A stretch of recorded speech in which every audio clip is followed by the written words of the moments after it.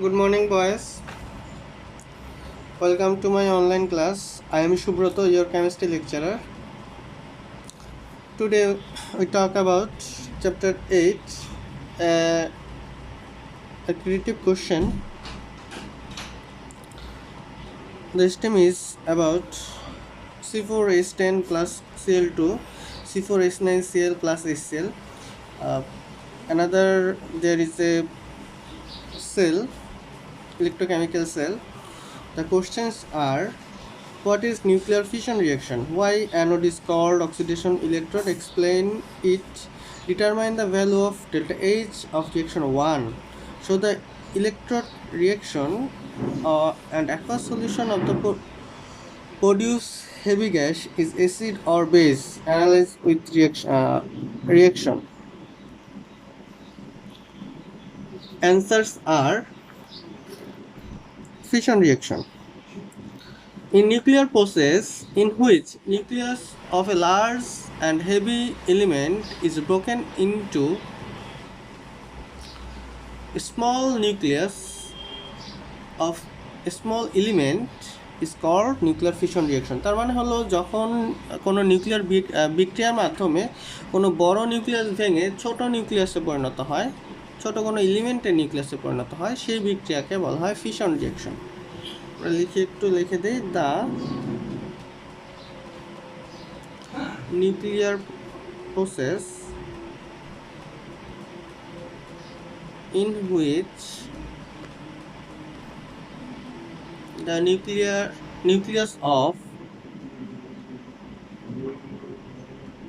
CLE nucleus of a large and heavy element is broken into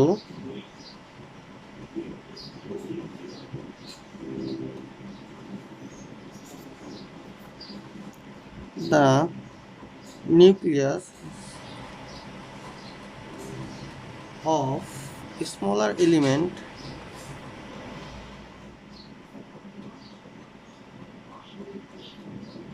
is called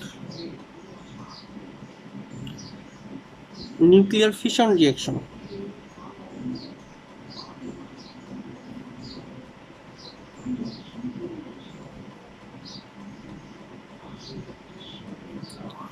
Okay, then we come to the next question: why anode is called oxidation electrode? আসলে oxidation electrode বলতে কি বোঝায়? Oxidation electrode মানে হলো যে ইলেকট্রোডের মধ্যে, আচ্ছা আমরা এই নাম্বার কোশ্চেনটা একটু সবাই দেখে নিই। The nuclear process in which the nucleus of a large or heavy element is broken into a nucleus of a smaller element is called nuclear fission reaction. ওকে, আচ্ছা এখন অক্সিডেশন রিয়াকশন বলতে কি বোঝায় সেটা আমাদের একটু বুঝতে হবে। অক্সিডেশন ইলেকট্রোড বলতে বোঝায় যেখানে অ্যাকচুয়ালি জারণ ঘটে। এখন অ্যানোডে কি ঘটে সেটা যদি আমরা জানতে পারি তাহলেই আমাদের অ্যান্সারটা হয়ে যাবে। আসলে অ্যানোডে কোনো একটা ইলেকট্রোকেমিক্যাল রিয়াকশনের অক্সিডেশনটা ঘটে। এখন অক্সিডেশনটা ঘটে বিধায় অ্যানোডকে অক্সিডেশন ইলেকট্রোড বলা হয়। As a location where oxidation reduction equilibrium is, আচ্ছা আমি প্রথমে একটু বলি তারপর লিখে দিচ্ছি। An electrode is a metal which surface or service as the location where oxidation reduction equilibrium is established between the metal and the what is present in the solution. তার মানে ইলেকট্রোডের যেখানে বা কোন একটা ইলেকট্রোডের সারফেসে সলিউশন এবং মেটালের মধ্যে একটা ইকুইলিব্রিয়াম অবস্থা তৈরি করে। The electrode can either be anode or cathode. An electrode receive electron from the electrolytic mixture that become oxidized. This is the for this reason this anode is called oxidation electrode. আচ্ছা আমরা একটু লিখি তারপর ব্যাখ্যা করে দেব। একটু লিখে নিই। An electrode is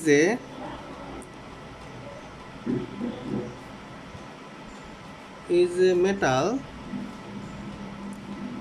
whose surface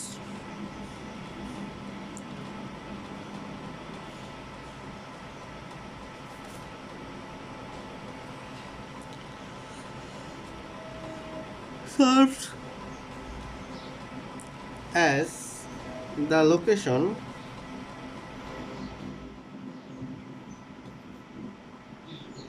where oxidation reduction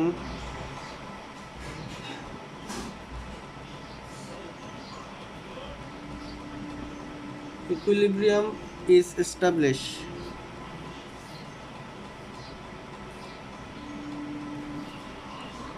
Between metal and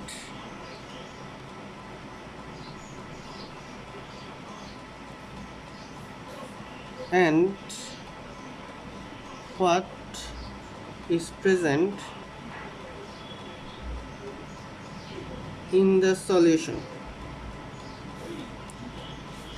তার মানে এখানে কি বলছে যে ইলেকট্রোডের এটা একটা মেটাল, যে মেটালের মধ্যে ইলেকট্রোড এবং সলিউশনের মধ্যে একটা ইকুইলিব্রিয়াম অবস্থা বিরাজ করে। This electrode can be either this electrode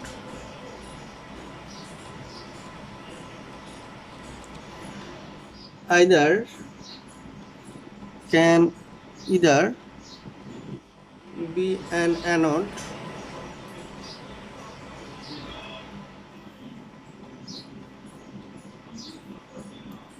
or a cathode.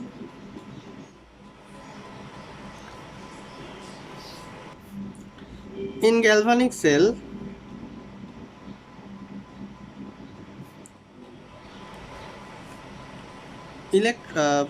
anode donates electron and become oxidized, and in the electrochemical cell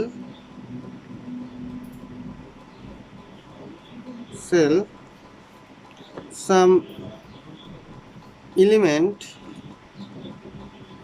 donates electron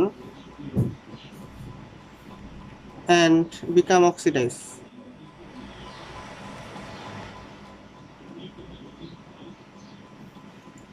For this reason,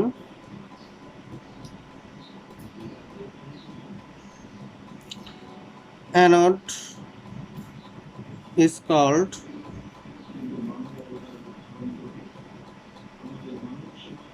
oxidation electrode.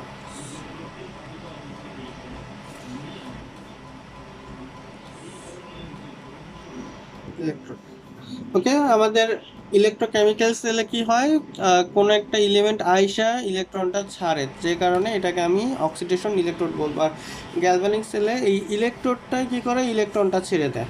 So আমাদের এটা বুঝতে হবে যে ইলেকট্রোড অ্যানোডটা কি, অ্যানোডটা হলো একটা অক্সিডেশন ইলেকট্রোড। আচ্ছা, এখন আমাদের প্রথম পরের যে কোশ্চনটা ছিল যে রিঅ্যাকশন 1 এটার কতটুকু ডেল্টা এইচ পাওয়া যায় সেটা বের করা। আমাকে এখানে প্রত্যেকটা ভ্যালু মনে রাখতে হবে, মুখস্থ থাকতে হবে, এবং সেই ভ্যালুগুলো বসিয়ে আমার এইটা ডেল্টা এইচটা বের করতে হবে। আমি তাহলে সি নাম্বার কোশ্চেনটা করি।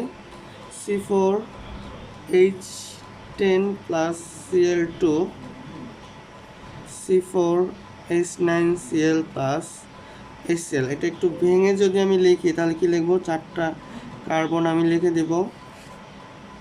যেহেতু এটা একটা অ্যালকেন তাহলে CH3 CH2 CH2, এইটা একটু ভেঙে লিখি CH3 প্লাস ক্লোরিন, এখানে উৎপন্ন হবে কার্বন, এখানে HCl CH2 CH3 plus HCl। আমরা দেখতে পাচ্ছি যে আমার এখানে এই যে কোনো একটা কার্বন হাইড্রোজেন বন্ড আর ক্লোরিন বন্ড ভেঙে গেছে, আর উৎপন্ন হচ্ছে কার্বন ক্লোরিন এবং HCl বন্ডটা তৈরি হচ্ছে। তাহলে আমি যদি এই বন্ডগুলোর ভ্যালুগুলো যদি আমি জানি তাহলেই খুব সহজে কি করতে পারবো, ডেল্টা এইচ এর মানটা বের করতে পারবো। তাহলে আমি লিখে ফেলি, the the bond energy of carbon, hydrogen, chlorine, carbon, chlorine, HCl আর কি হবে দেখে দিচ্ছি। কার্বন হাইড্রোজেন হলো 414 কিলোজুল পার মোল, তারপর ক্লোরিন হলো 244, তারপর হলো 326, 431 প্রত্যেকটা কিলোজুল পার মোল respectively.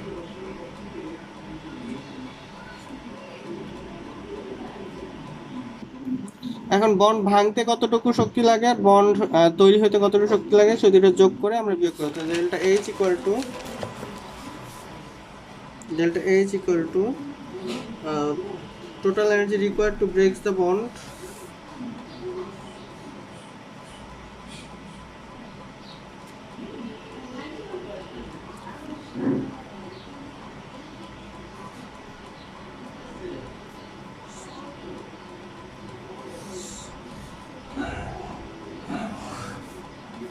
minus total energy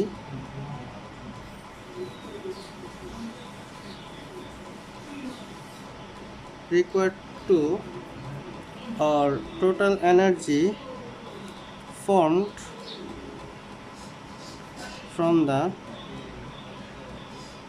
new bond।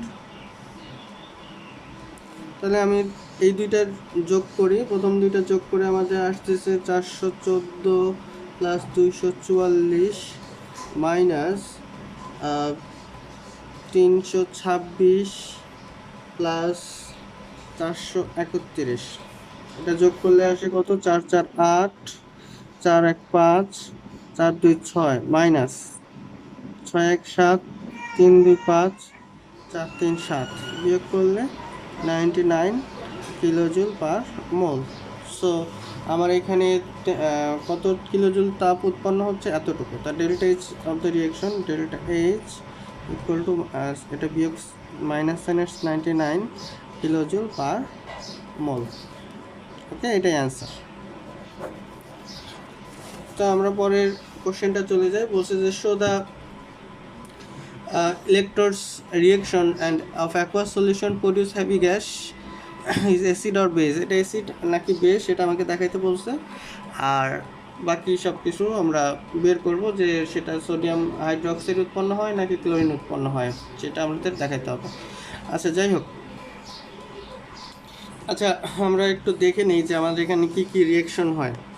প্রথম কথা হলো আমার এখানে কি কি আছে, সোডিয়াম ক্লোরাইডের অ্যাকুয়াস সলিউশন যেটা কনভার্ট হয়ে উৎপন্ন করবে Na প্লাস আর Cl মাইনাস।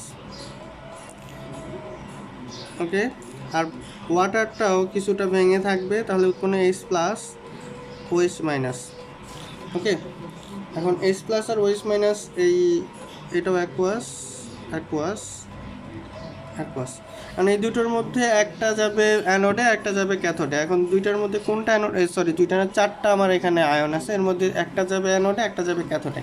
অ্যানোডে হয় কি অক্সিডেশন রিয়াকশন, অক্সিডেশন হবে দুইটার মধ্যে যেটা নেগেটিভ আছে সেটা অক্সিডেশন হবে, আর যে দুইটার মধ্যে পজিটিভ আছে সেটা ইলেকট্রন গ্রহণ করবে, সেটা রিডাকশন হবে। এখন আমাদের জানতে হবে যে দুইটার মধ্যে কার ইলেকট্রন গ্রহণ করার ক্ষমতা বেশি। সোডিয়াম আয়ন আর H প্লাস আয়ন এই দুটোর মধ্যে ইলেকট্রন গ্রহণ করার ক্ষমতা H প্লাসের বেশি।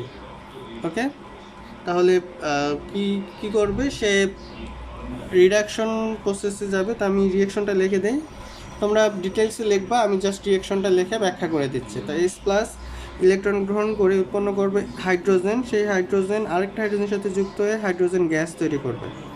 ওকে, এটা হলো reduction reaction.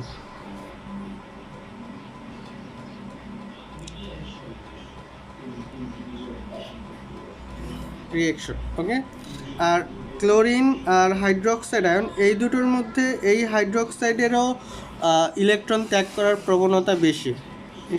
It have the high affinity to release the electron in anode.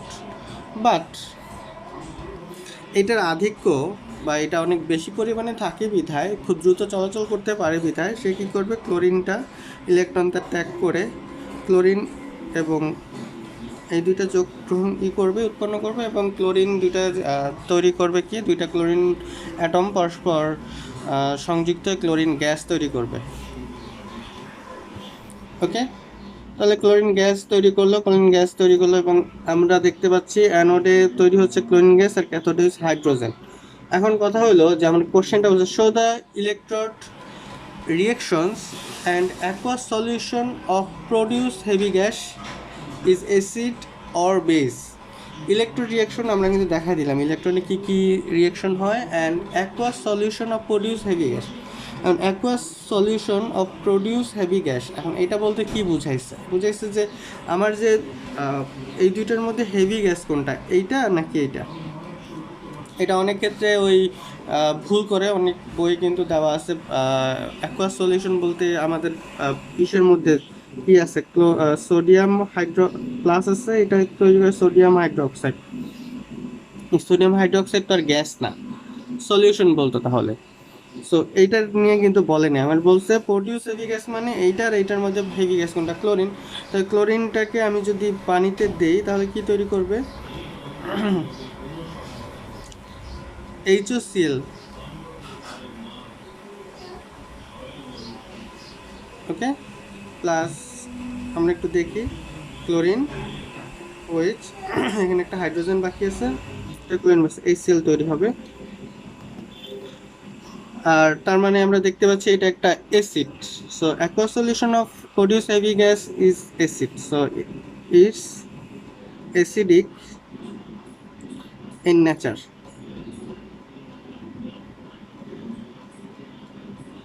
আচ্ছা, এখন যদি বলতো যে ওই aqueous solution of the remaining ions will be what, তাহলে কী হবে, এটা কি রিমেনিং আয়নগুলো কী হবে, সোডিয়াম হাইড্রোক্সাইড, একটা বেস, আর হেভি গ্যাস বলছে তো এটা কী হবে, অ্যাসিডিক ইন নেচার। সো তোমরা এটা একটু গুছায় লিখবা তাহলেই হবে, রিয়েকশনগুলো আমি লিখে দিলাম, বাকি অংশটা গুছিয়ে লিখতে পারলেই হয়ে যাবে, যে কী কী রিয়েকশন হচ্ছে সেটা একটু গুছায় লিখে নিবা। ওকে, আজকে ক্লাসটা এই পর্যন্তই, সবাইকে ধন্যবাদ আজকে ক্লাসটা করার জন্য।